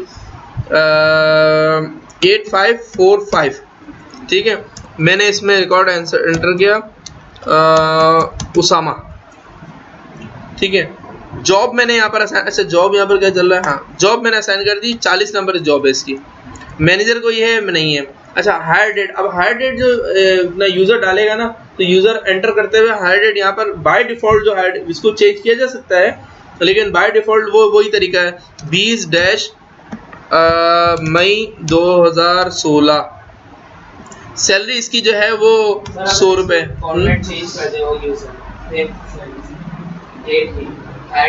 मैंने कहा बाय डिफॉल्ट यही होता है, तो इसका मतलब है कि नेक्स्ट में मैं आप बताऊंगा ना क्या मतलब, एरर नहीं देगा अगर वो फॉर्मेट अगर चेंज कर दे यूजर। हाँ यूजर ये करना चाह रहा है कि 20/5/2016, तो वो एरर दे देगा। नीचे देखो, date must be entered in a format like DD-MON-RRRR या YYYY। तो यूजर को बताएंगे कि भाई यूजर तुमने 12 मई 2016 करना है, सैलरी मैंने डाल दी 100 रुपए, कमीशन 20 रुपए। अच्छा डिपार्टमेंट नंबर है 10 नंबर। ठीक है, और मैं इसको सेव करवा दूंगा। जैसे सेव करवाऊंगा तो क्या कह रहा है, transaction completed, 1 record applied and saved. अब मैं यहाँ पर जाके मेरे पास 16 रिकॉर्ड आ रहे थे, मैं इस क्यूरी को दोबारा एग्जीक्यूट करूंगा तो फिर क्या होगा, इसमें कितने रिकॉर्ड हो गए, 17। और इसमें अब ढूंढो उसामा कहाँ है, तो उसामा भाई ये रहा 8545 उसामा, 40 नंबर इसका जॉब है, 15 मई 2016 को आया है, 100 इसकी सैलरी है, 20 इसका कमीशन है और डिपार्टमेंट नंबर 10 से ये बिलोंग करता है। आई बात समझ, इस तरह का फॉर्म बनेगा। ठीक है, ये फॉर्म इस तरह का बनेगा। क्लियर है भाई, कोई कंफ्यूजन, कोई क्वेश्चन अभी तक? ठीक है, अब आप चाह रहे हो कि ठीक है यार मैंने ये सेव कर दिया, मैं इसके बटन, अभी हम बटन पे जा ही नहीं रहे हैं, अभी तो सिंपल से ट्रिगर लगाना है, ट्रिगर्स लगाए। ट्रिगर्स क्या चीज़ होती है? ठीक है, ट्रिगर्स क्या चीज़ होती है, हाँ क्या करो। अच्छा अब हम चाह रहे हैं कि यार मेरे पास ये फॉर्म खुले ना, और ये 15 मई 2016, अब 15 मई 2016 यूजर तो 15 मई 2016 नहीं डालेगा, वो तो ऐसे डाले, क्या डाले 15/5/2016 तो एक्सेप्ट कर ले। लेकिन यहाँ पर ये एरर दे रहा है, मैं ठीक है 15 मई 2016 ओके सेव कर दो, हमने कहा एग्जिट हो जाए बाहर आ गया। अब हम किसकी प्रॉपर्टी चेंज करने जा रहे हैं, हायर डेट की प्रॉपर्टी चेंज करने जा रहे हैं ताकि हम अपने फॉर्मेट के हिसाब से इसमें डेटा सेव करवा सके। हमने कहा F4, हायर डेट पे F4 कर दो। F4 करने के बाद हम फील्ड, कौन सी फील्ड की डेटा टाइप अपना फॉर्मेट ये चेंज करने, प्रॉपर्टी चेंज करने जा रहे हैं हायर डेट की। तो हायर डेट की प्रॉपर्टी कौन सी चेंज करना जा रहे हैं, हम उसमें जो मास्किंग है वो चेंज कर रहे हैं, फॉर्मेट मास्क। डेट की जो ये चेंज करते हैं ना, डेट 15 मई, तो ये कहलाता है फॉर्मेट मास्क। अब यहाँ पर आके उल्टा आप तलाश कर लोगे भाई फॉर्मेट मास्क कहाँ है, तो फॉर्मेट मास्क आपको यहाँ नजर आता है। आपका यार फॉर्मेट मास्क का इसका यूं होना चाहिए dd.mm.rrrr। सेव वो इसी तरह करेगा dd.mm.rrrr। ठीक है, अब कंट्रोल S और इसको चला दो। जब जब कोई चेंजेस करोगे रिपोर्ट को रन करना पड़ेगा। एक मरतबा भी कर सकते हो, 100 मरतबा भी कर सकते हो, जब तक आपकी रिक्वायरमेंट पूरी ना हो। बाज़ औक़ात ये क्रश भी हो जाता है, ये चलते हुए भी एरर देता है। तो ये जो चलते हुए एरर देता है तो घबराने की जरूरत नहीं है, फॉर्म बंद करो फिर दोबारा चलाओ। इंटरनेट एक्सप्लोरर ना, तो एक्सप्लोरर आपका कितना अच्छा है उस पर डिपेंड करता है। हमने कहा ठीक है यार डेटा आ गया, मैं ठीक है ओके डेटा आ गया, एंटर क्यूरी और एग्जीक्यूट क्यूरी।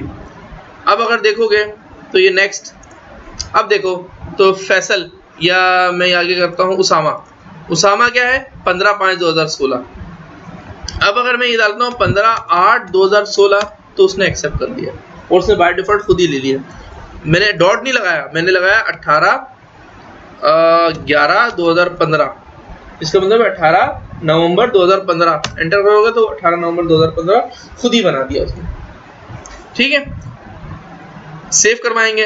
अब यहाँ पर जाके एग्जीक्यूट करेंगे तो डेटा देखेंगे किसका, उसामा का।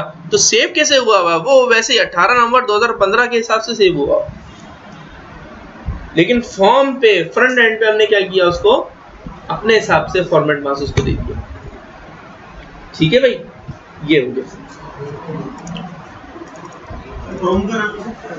क्रोम पे भी रन हो जाएगा, क्रोम पे रन हो जाएगा, लेकिन क्रोम का आपको जावा प्लगइन चाहिए होगा। इसका ये जावा पे चलता है ना, तो जावा पे चलता है तो JRE चाहिए होगा, जावा रन टाइम एनवायरनमेंट। तो जावा रन टाइम एनवायरनमेंट के लिए आपको जो है वो इंटरनेट एक्सप्लोरर पे तो चल जाता है, उसके लिए फिर प्लगइन चाहिए आपको। ठीक है, कुछ लोगों से ये चलेगा ही नहीं, घर पे जाओगे इंस्टॉल करोगे कंट्रोल R करोगे चलेगा ही नहीं।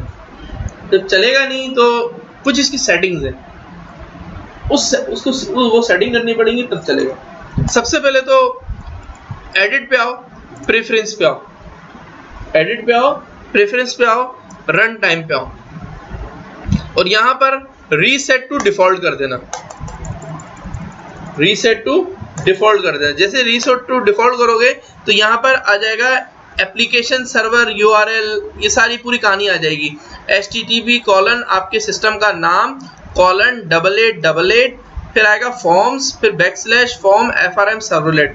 इसके एंड में क्वेश्चन मार्क config = डिफॉल्ट कर देना। क्या कर देना, दो चीजें ऐड की है आपने, क्या क्वेश्चन मार्क config = डिफॉल्ट। और आप ये चाह रहे हो कि यार मेरा जो एक्सप्लोरर है, इंटरनेट एक्सप्लोरर पे चला रहे हो या क्रोम पे चला रहे हो, जो भी है, आपने कहा मैं ब्राउज करूंगा और मेरे पास क्रोम फला जगह पे इंस्टॉल हुआ हुआ या इंटरनेट एक्सप्लोरर इस जगह पे इंस्टॉल हुआ हुआ, मेरा इंटरनेट एक्सप्लोरर या इंटरनेट एक्सप्लोरर, तो यहाँ पर आई एक्सप्लोरर होता है .exe, इस पर क्लिक करके ओपन कर दोगे तो ये वहां का पाथ दे देगा। ओके करना, बाहर निकलना और इसको रन करना, तो ये रन हो जाएगा। ठीक है भाई। अच्छा, दूसरी सेटिंग क्या होती है इसमें सबसे अहम सेटिंग होती है। सेटिंग जो होती है वो ये होती है कि भाई आपका डेवलपर सूट कहाँ इंस्टॉल हुआ हुआ है। आपका डेवलपर सूट इंस्टॉल हुआ हुआ है C ड्राइव, यहाँ पर डेवलपर सूट 1 में। यहाँ पर आओगे, यहाँ पर आके बिन के अंदर नहीं जाओगे, यहाँ पर कौन से फोल्डर में जाओगे, फॉर्म्स के फोल्डर में जाओगे। ये याद रही चीजें, फॉर्म्स के अंदर जाओगे। ठीक है, फॉर्म्स के अंदर जाके यहाँ पर आप जाओगे सर्वर में। कहाँ जाओगे, सर्वर में। फॉर्म्स के बाद सर्वर में, सर्वर में जाके यहाँ पर होगा आपके पास फॉर्म्स वेब डॉट cfg की फाइल। कौन सी file? Forms web dot cfg की फाइल। अब ढूंढो फॉर्म्स वेब डॉट cfg की फाइल। ये फॉर्म्स वेब डॉट cfg की फाइल पे डबल क्लिक करोगे ही तो ये अब ऑन हो जाएगा। जब ये ऑन हुआ तो आप वहां पर आपने कॉन्फ़िगरेशन कौन सी चला रहे हो? Default question mark config is equal to क्या लिखा था आपने? डिफॉल्ट। तो यहाँ पर भी आपके पास बहुत सारी कॉन्फ़िगरेशन होगी। अगर इसके अंदर आपने कोई छेड़ दिया तब तो आपके पास मुकम्मल चलना बंद हो जाएगा। तो इसका तरीकाकार यही है कि भाई इसको एक या तो सेव एज करके इस फाइल को सेव एज करवा दो ताकि आपके पास ओरिजिनल फाइल भी अपने पास सेव रहे ओल्ड के नाम से, ठीक है। और न्यू वाले जो फॉर्म्स वेब डॉट cfg वाली फाइल है उसके अंदर आप एक काम करो, उल्टा हाथ देखो तो डिफॉल्ट, ये डिफॉल्ट यहाँ से यहाँ तक इसकी प्रॉपर्टी चल रही है डिफॉल्ट की।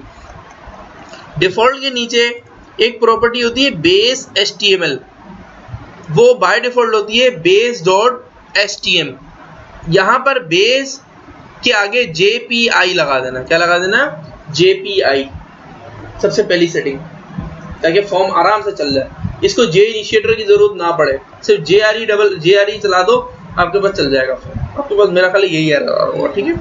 अच्छा, इसके बाद नेक्स्ट लाइन पे बेस HTML जे इनिशिएटर कह रहा है कि भाई जे इनिशिएटर चलाना है। मैंने कहा नहीं, वो भी बेस डॉट htm होता है, उसको भी बेस jpi कर दो। तीसरे लाइन पे बेस HTML jpi क्या है? वो भी बेस htm होता है, इसको भी बेस jpi लगा देना है। तीन जगह पे आप jpi लगा दोगे और इसको बंद करके आप फॉर्म चलाओगे तो फॉर्म आपका जे इनिशिएटर पे नहीं जाएगा। किस पे जाएगा? जावा पे, जावा रन टाइम पे जाएगा और खुद ही इंस्टॉल करके चलाएगा। ठीक है भाई, ये सेटिंग आपको याद रहेगी। कहाँ किस लोकेशन पे पड़ी है? जहां पर आपने ओरेकल इंस्टॉल किया हुआ है, डेवलपर सूट इंस्टॉल किया हुआ है, डेवलपर सूट के अंदर फॉर्म्स के अंदर सर्वर के अंदर फॉर्म्स वेब डॉट cfg की फाइल है, उसको डबल क्लिक करोगे, उल्टे हाथ पे जहां डिफॉल्ट लिखा हुआ होगा ब्रैकेट के अंदर उसके नीचे होगी बेस डॉट htm, बेस की जगह बेस के साथ बेस jpi लगा दोगे वीडियो पर, ठीक है। अच्छा जी, अब हम क्या करते हैं, ये तो आपको बात समझ आ गई भाई, क्लियर है। अब हम एक और फॉर्म बनाते हैं जो कि हमारा मास्टर डिटेल फॉर्म होगा। कौन सा फॉर्म होगा? Master detail form. अब मास्टर डिटेल फॉर्म में आप मुझे बताओ कि मैं अगर यूज करता हूँ डीपीटी और ईएमपी को, तो मेरा मास्टर फॉर्म कौन सा है? डीपीटी है या ईएमपी है? डीपीटी है, डीपीटी मेरा मास्टर है। और डिटेल कौन सा है? ईएमपी। तो मास्टर डिटेल फॉर्म में पहले क्या बनना चाहिए? मास्टर बनना चाहिए, डिटेल बननी चाहिए? मास्टर बननी चाहिए। कौन सी बननी चाहिए? मास्टर बननी चाहिए। तो हम मास्टर डिटेल फॉर्म बनाएंगे अभी एक, ठीक है। अब मेरे पास फॉर्म्स आ गया, फॉर्म पे क्लिक किया मैंने और यहाँ पर डेटा ब्लॉक पर डबल क्लिक करूंगा, ये तो आ गया आपको। Okay, next, tabular view, browse पे आ जाओ। तो मैंने कहा डीपीटी पे ले लूंगा, मैं क्या लूंगा? डीपीटी लूंगा, ठीक है। कह रहा डीपीटी के अंदर 3 कॉलम है, तीनों ले लें? मैंने कहा तीनों ले लो। नेक्स्ट, डेटा ब्लॉक का नाम क्या रखना है? मैंने कहा डीपीटी ही रखो। नेक्स्ट। अच्छा, सिर्फ डेटा ब्लॉक बनाना है, डेटा ब्लॉक विजिट चलाना है या लेआउट विजिट भी चलाना है? मैंने कहा नहीं, फिनिश करो, लेआउट विजिट भी चलाओ। अब लेआउट विजिट स्टार्ट हो गया, तो नेक्स्ट। अच्छा, सेम कैनवस न्यू कैनवस पे बनाना है, कोई कैनवस बना हुआ नहीं है। अगर कैनवस बने होते तो यहाँ पर कैनवस आ रहे होते। अब यहाँ पर आपने कहा न्यू कैनवस बनाना, कौन सा canvas banana? Content canvas banana by default, कुछ भी नहीं छेड़ोगे। नेक्स्ट। कह रहा है भाई 3 फील्ड है तो तीनों डिस्प्ले करवानी है। मैंने कहा तीनों डिस्प्ले करवा दो, ठीक। हेडिंग चेंज करनी है, मैंने कहा ठीक है, इसका लग दो डिपार्टमेंट नंबर और इसकी जो विड्थ है ना वो रख दो 525 और डिपार्टमेंट नेम और विड्थ इसकी रख दो 70, ठीक है। और एलओसी की जगह इसको कर दो लोकेशन। आई समझ में? मैंने कहा नेक्स्ट कर दो। अच्छा, ये लोकेशन 95 है, मैंने कहा नहीं, इसको भी 70 कर दो। नेक्स्ट। अच्छा, इसको कैसे बनाना है? इसको फॉर्म लाइक बनाना है, टेबलर बनाना है? तो हमें क्या करना, मास्टर वाला जो है वो एक वक्त में एक रिकॉर्ड डिस्प्ले करता है और उसके साथ जो डिटेल होती है तो उसकी मल्टीपल डिस्प्ले आ जाती है। इसका मतलब ये कि मास्टर डेटा ब्लॉक है वो फॉर्म लाइक बनता है, ठीक है, और उसके साथ जो डिटेल होती है वो टेबलर बनती है, फॉर्म लाइक। नेक्स्ट, ठीक है। अब कह रहा है यार फ्रेम टाइटल, मैंने कहा ठीक है, master employ master record display, एक रिकॉर्ड डिस्प्ले होना चाहिए। डिस्टेंस बिटवीन रिकॉर्ड नहीं होना चाहिए। डिस्प्ले स्क्रॉल बार, क्योंकि इसमें मल्टीपल रिकॉर्ड तो होंगे नहीं कि मुझे ये स्क्रॉल बार की जरूरत पड़े, मेरा नहीं। नेक्स्ट, फिनिश, रिकॉर्ड आ गया, ठीक है। अब इसमें कोई आप चेंजेस तो नहीं कर रहे हो ना, वरना फिर यह होता है कि आप सबसे पहले आके आप एक काम करो, इस अपनी मतलब रूटीन ये बना दो कि जैसे आपने बनाया इसके बाद F4 करो और इसको मैनुअल कर दो। क्या कर दो? मैनुअल कर दो, और कंट्रोल S करके सेव भी कर दो। हमने कहा यार इसको C में बैच 5 में फॉर्म्स में एम्प्लॉय इन्फो मास्टर डिटेल, ठीक है। अब क्या करोगे? हो गया, अब बाहर आ जाओ। अब क्या करोगे? अब आप बनाने जा रहे हो डिटेल ब्लॉक, मास्टर ब्लॉक बनाया, अब डिटेल ब्लॉक बना रहे हो। डिटेल ब्लॉक किसका बना रहे हो? डीपीडी का ना, डीपीडी का मास्टर। तो जिसका डिटेल ब्लॉक बना रहे होते हो तो उस डेटा ब्लॉक पे क्लिक करके दूसरा बनाना पड़ता है। अब आपने कहा डीपीडी पे क्लिक करोगे। अगर आप कहोगे नहीं यार मैं इस पे क्लिक करके बनाऊंगा, तो क्या होगा? ये डीपीडी और ईएमपी का रिलेशन नहीं बनाएगा। तो हम किसका बना रहे हो? अभी आप किसका बना रहे हो? डीपीडी मास्टर कौन है? डीपीडी है, तो डिटेल क्या ले रहे हो आप? ईएमपी। तो डीपीडी पे क्लिक किया आपने और प्लस का साइन, ओके, नेक्स्ट वही काम कर रहे हो, ब्राउज। डीपीडी तो है, अभी आप क्या ले रहे हो? EMP, okay. अच्छा, ईएमपी में डेटाबेस आइटम कौन से ले रहे हो? सारे लोग हैं, हमने कहा सारे लेंगे। अच्छा देखो, डीपीडी इसमें भी है उसमें भी है, डीपीडी के अंदर भी डीपीडी है, डीपीडी के इसके अंदर भी है। तो डेटा ब्लॉक बनाते हुए जितने भी आइटम है सारे ले लिए जाते हैं, वरना रिलेशन कैसे बनेगा? हाँ, डिस्प्ले के लिए चूंकि डीपीडी एनो वहां ले लिया है तो यहाँ ना लो, ईएमपी पे ना लो, ठीक है। नेक्स्ट, अब कह रहा है रिलेशन बनाना है। मैंने कहा हाँ, क्रिएट रिलेशन बनाओ, क्रिएट रिलेशन। वो खुद ही रिलेशन उसने बता दिया। तो मैं मास्टर बना रहा हूँ तो डिटेल इसका बना, डिटेल बना रहा हूँ तो इसका मास्टर बना हुआ डीपीडी, ओके। खुद ही उसने जॉइनिंग लगा दी, जो एक जैसे नाम वाले कॉलम मिले ना उसको, EMP dot DPD dot DPD खुद ही बना दिया आपको। नेक्स्ट, फिर इस ब्लॉक का नाम क्या लिखोगे? मैंने कहा ईएमपी रहने दो। नेक्स्ट, फिर सिर्फ लेआउट बनाना है या फिर जो है वो सिर्फ डेटा ब्लॉक बनाना है क्या? इसका लेआउट भी बनाना है? मैंने कहा नहीं, create data block then call layout wizard, finish. फिर नेक्स्ट। अच्छा, कह रहा है कि भाई कैनवस, अब न्यू कैनवस नहीं, कैनवस आपके पास बन चुका है, कैनवस बन गया ना, डीपीडी के अंदर कैनवस बनाया था कैनवस 4 के नाम से। कह रहा है न्यू कैनवस बनाना है या कैनवस 4 पे? मैंने कहा नहीं, उसी कैनवस पे रखना, दोनों अलग अलग कैनवस पे थोड़ी रखूंगा, मतलब एक ही फॉर्म बनाऊंगा। नेक्स्ट, कह रहा है भाई ये फील्ड है, तो डिस्प्ले में भी ये सारे चाहिए। मैंने कहा सारे चाहिए, सिर्फ डीपीडी एनो को हटा के, क्योंकि डीपीडी एनो ऊपर आ गया तो बार बार थोड़ी जो ऊपर है वो नीचे बार बार रिपीट थोड़ी करूंगा। मैंने कहा जो ऊपर है उसको एक ही बार दबाऊंगा नीचे। नेक्स्ट, अब कह रहा है भाई इसकी कोई प्रॉम्प्ट कहते हैं हेडिंग को, तो मैंने कहा ठीक है,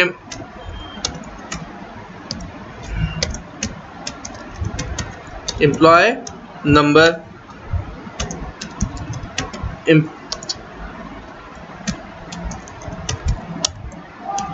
एम्प्लॉय नेम, ठीक है,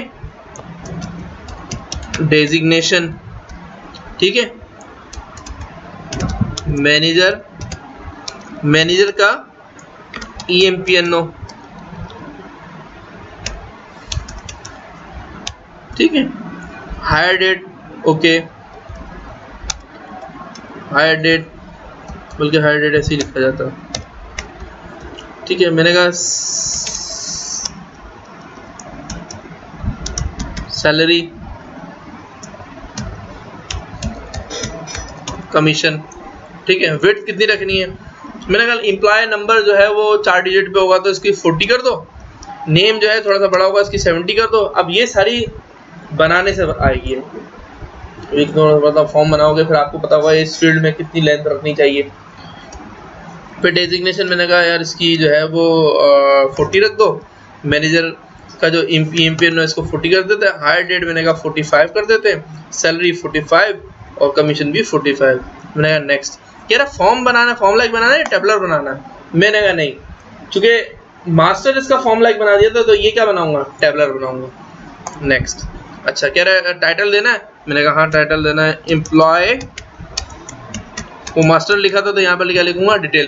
तो कह रहे कितने रिकॉर्ड नीचे देने, मैंने कहा मैक्सिमम जो है ना इसके नीचे कम से कम 5 रिकॉर्ड तो दो, 5 रिकॉर्ड इसके दे दो, या फिर मैंने कहा इसके और 10 रिकॉर्ड डिस्प्ले करवा दो। रिकॉर्ड डिस्प्ले 10 की सलाहियत होगी कि 10 रिकॉर्ड डिस्प्ले करवा सकता है, लेकिन लाजमी तो नहीं है ना हर डिपार्टमेंट के अंदर 10-10 एम्प्लॉय हो, तो जितने आ रहे होंगे वो होंगे, बाकी फील्ड ब्लैंक होगी। कह रहे कि डिस्टेंस बिटवीन रिकॉर्ड जो हैं उनके दरमियान डिस्टेंस रखना है, पहला रिकॉर्ड दूसरा रिकॉर्ड, तो मैंने कहा यार 1 कर डिस्टेंस। अच्छा जब 10 रिकॉर्ड नीचे आएंगे तो 10 के बाद 11वां भी आएगा, 12वां भी, डिस्प्ले के लिए 10 आ रहे होंगे लेकिन वो मल्टीपल नीचे चल रहे होंगे, तो मैंने कहा स्क्रॉल बार भी लगा दो। Next, finish. अब देखो क्या आपकी इसकी शक्ल क्या निकलती है।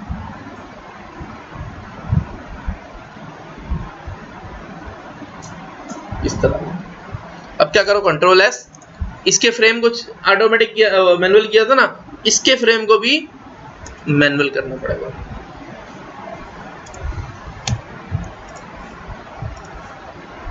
ठीक है, अब इसको थोड़ा सा बड़ा कर दो इसको। अब ये आपकी सारी फनकारी है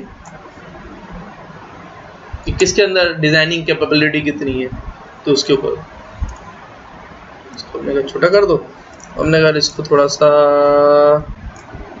यहाँ कर दो, इसको बड़ा कर दो, क्योंकि हेडिंग से जो है वो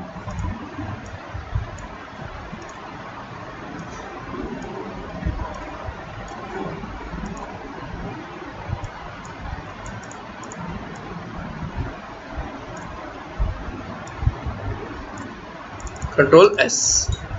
अब क्या करें, फॉर्म को रन करके देखते हैं।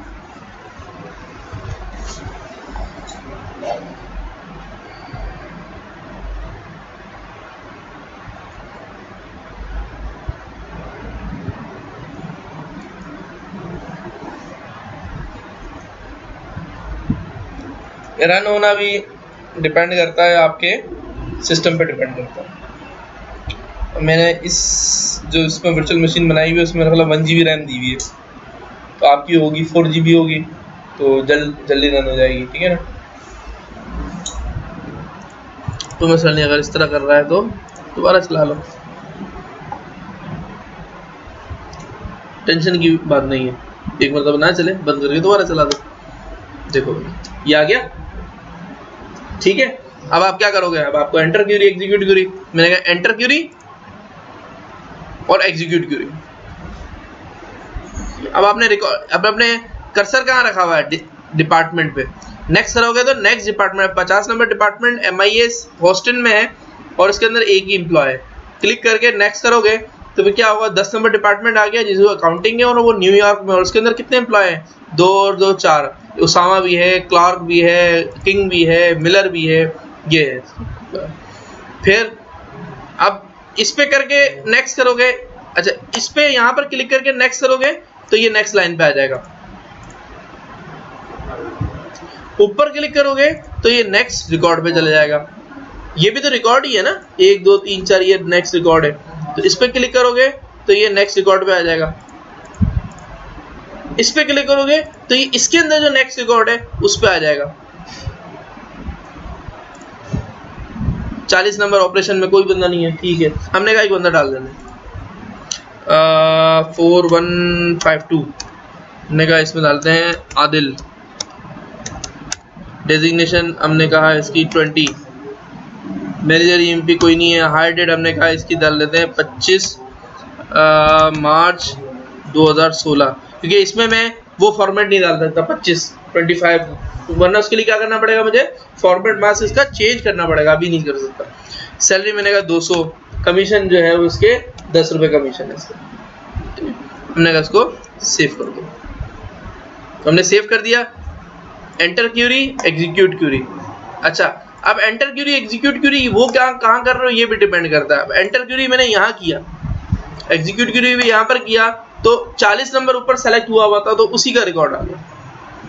अब मैंने ऊपर क्लिक किया एंटर क्यूरी और मैंने कहा यार 10 नंबर एग्जीक्यूट क्यूरी, तो 10 नंबर का रिकॉर्ड आ गया।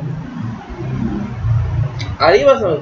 मैंने कहा कि अब यहाँ 10 नंबर, मैंने कहा enter query 20 number execute query, record आ गया। अब मैंने कहा 20 नंबर ना, अब यहाँ करूंगा एंटर क्यूरी 9211 एग्जीक्यूट क्यूरी, तो क्या होगा, क्या होगा ये करेगा वेयर क्लॉज। दो चीजें लगेंगी इसमें, एक वेयर क्लॉज में department number is equal to 20 लगेगा और दूसरे में EMPNO इज इक्वल टू 9211। तो 20 नंबर डिपार्टमेंट के अंदर अगर 9211 आ रहा है तो वो इस लाइन पे डिस्प्ले करवा देगा। अब मैंने कहा कर्सर कहाँ है, यहाँ है ना, मैंने कहा एंटर क्यूरी, कुछ भी नहीं है, एग्जीक्यूट क्यूरी। तो एग्जीक्यूट क्यूरी में क्या हुआ, select EMPNO, select static from EMP where DPTNO is equal to 20, execute करो 20 डिपार्टमेंट। लेकिन अगर दो चीजें, अब ऊपर तो एक तो हार्ड कोड हुआ हुआ ना ऊपर, अब मैंने नीचे रहते हुए ही इसको किया एंटर क्यूरी, अब एग्जीक्यूट क्यूरी में डबल एट कर दिया मैंने, एग्जीक्यूट क्यूरी है ही नहीं।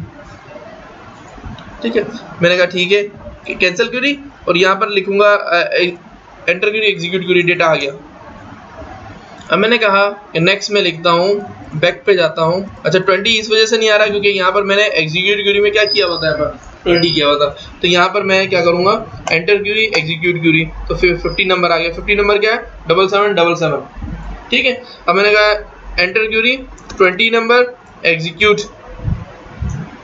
अब मैंने कहा 20 नंबर तो ऊपर सेट है, नीचे आया एंटर क्यूरी 7777 एग्जीक्यूट क्यूरी में जवाब आएगा, नहीं आएगा। क्यों नहीं आएगा, क्योंकि वो 50 नंबर डिपार्टमेंट का था वो, तो वो वहां पर जाके सर्च होगा। यहाँ पर एक वेयर क्लॉज ऊपर आपने बाय डिफॉल्ट लगा दिया है, तो क्या करना पड़ेगा, ब्लैंक आई बात समझ? ठीक है, अब आप कहो क्या यार मैं काम करते हैं यार, कुछ इस तरह के फॉर्म्स होते हैं क्या, यहाँ पर जो नीचे जो आ रहा है ना डेटा, ये रिस्ट्रिक्ट हो जाए, इसमें कोई चेंज ना कर सके, ना कोई रिकॉर्ड इंसर्ट कर सके और ना कोई रिकॉर्ड अपडेट कर सके, बस दिखा दे, बस दिखा दे। अब ऊपर तो कर सकते हो, नीचे के लिए क्या करोगे, अब यहाँ पर तो चेंज भी कर सकता है डेटा, तो अब ये प्रॉपर्टी होगी। कौन सा रिकॉर्ड, मैंने कहा नीचे जितने भी फील्ड, कितनी फील्ड है 1 2 3 4 5 6 7 8, इसको क्या कर दे, इसको रिस्ट्रिक्ट कर दे, ना इसमें इंसर्ट कर सके और ना अपडेट कर सके। तो इसकी प्रॉपर्टी के लिए क्या करेंगे, सबकी प्रॉपर्टी पे जाएंगे, कैंसिल करो, पहले एक फील्ड पे करके देखते हैं F4।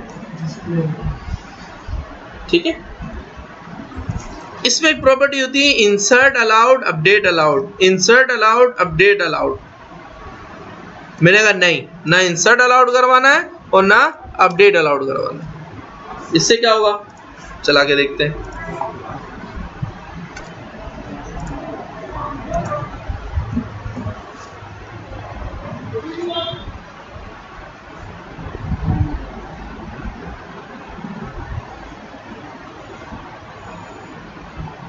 हाँ जी, मैंने क्या कहा एंटर क्यूरी एग्जीक्यूट क्यूरी।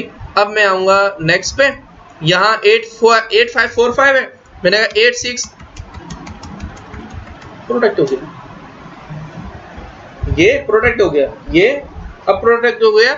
इसके अंदर फील्ड कर्सर इसके अंदर जा रहा है लेकिन इसमें एडिट नहीं होगा। ठीक है, मैं चाह रहा हूं कर्सर भी इसमें ना जाए, कर्सर भी इसमें ना जाए, तो कर्सर ना जाए तो एक और तरीका है,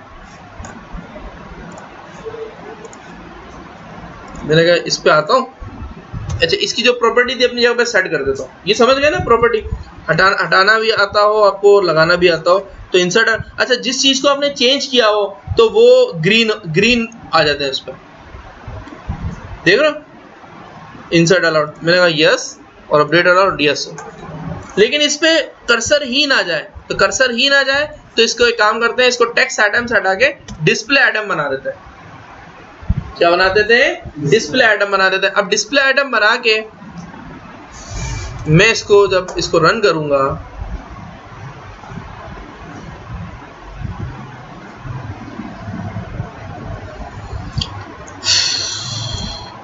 enter query, execute query, next. अब क्या होगा?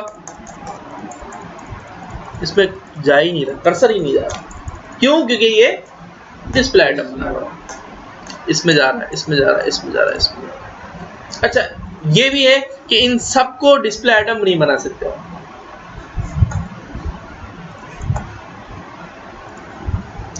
अच्छा, इन सबको अगर डिस्प्ले आइटम बनाते हो तो मेरा ख्याल एक एरर आएगा। इन सबको डिस्प्ले आइटम बना दो, वो कहेगा यार कर्सर को टिकने के लिए कोई जगह चाहिए। हाँ, कर्सर यहाँ टिक जाएगा तो चल जाएगा, ठीक है।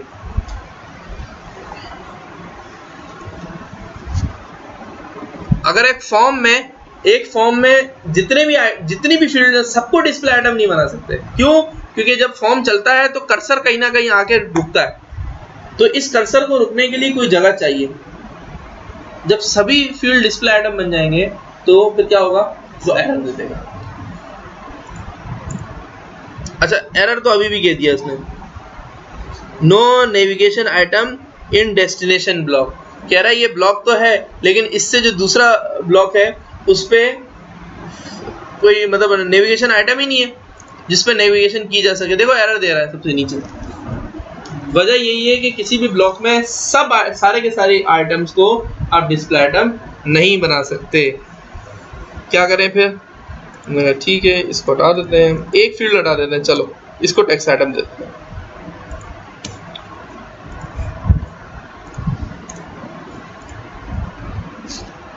इसको टेक्स्ट आइटम बना देते हैं, ठीक है। Enter query, execute query, record आ गया, नेक्स्ट रिकॉर्ड आ गया। ना इस पे जा रहा, ना इस पे जा रहा, ना इस पे जा रहा है, इस पे जा रहा है, इस पे जा रहा है, इस पे जा रहा है। आई समझ में भाई? तो ये आपके पास फील्ड्स आ गए।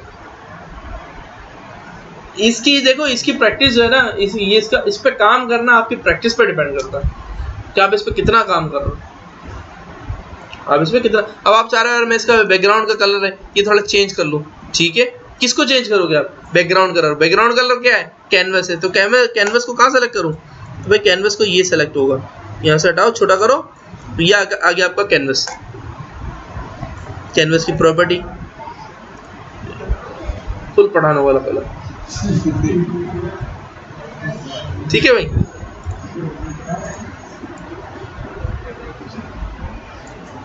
ये लो। अब क्या है, फ्रंट एंड में जो फील्ड्स हैं उनको आप चेंज कर सकते हो, उनको वाइट कर दो।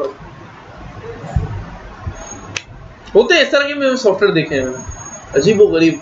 किसी कंपनी में चले जाओ, वहां पर चल रहा होता है, खातून बैठी हुई है, सॉफ्टवेयर चला रही है, शाइनिंग मारता हुआ कलर, गुलाबी, पिंक, अजीब व गरीब कलर तो होता है। तो भाई इसको हम काम करेंगे। अच्छा, ये चीज कर दी तो जारी बात है ये तो नजर नहीं आ रही ना, तो आप एक काम करो, इसको पकड़ो और इसका जो फिल एरिया है, फिल कलर, इसको वाइट कर दो।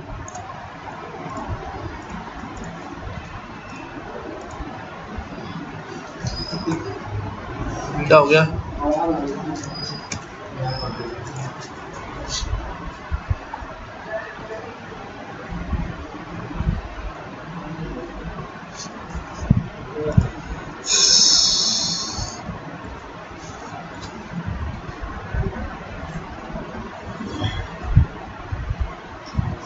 ठीक है, ऐसा भी कर सकता हूँ।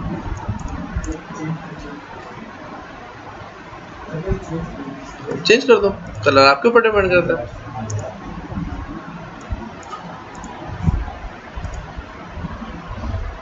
लाइट कलर,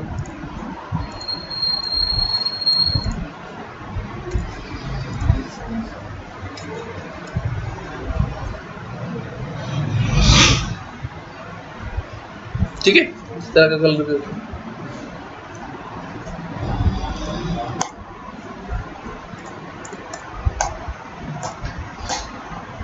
ठीक है भाई, अच्छा भाई, ये समझ आई आपको ये चीज़ें। अब जो है वो आपने इसकी प्रैक्टिस करो घर पे जाके, फॉर्म्स की प्रैक्टिस करनी है। और अब जो है वो ये समझ आ गई भाई आपको। मैं इसको वीडियो इसकी बंद कर देता हूँ। फॉर्म आप घर पे ले आके चला लेना।